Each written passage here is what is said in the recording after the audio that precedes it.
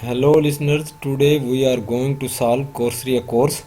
The course name is Global Warming, the Science and Modeling of Climate Change. I solved the quiz 7, week 7 quiz, and the quiz name is Extract the Water Vapor Feedback from Climate Model Results. This is the week 7 quiz, and quiz title is here.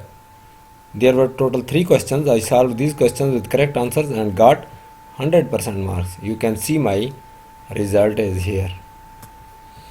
Now we move to the questions with correct answers. This is the question number 1.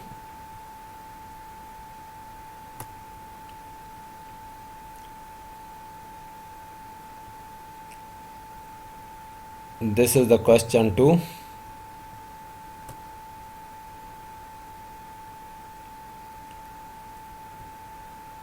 And this is the question 3, and this is the last question. There were total 3 questions in this quiz.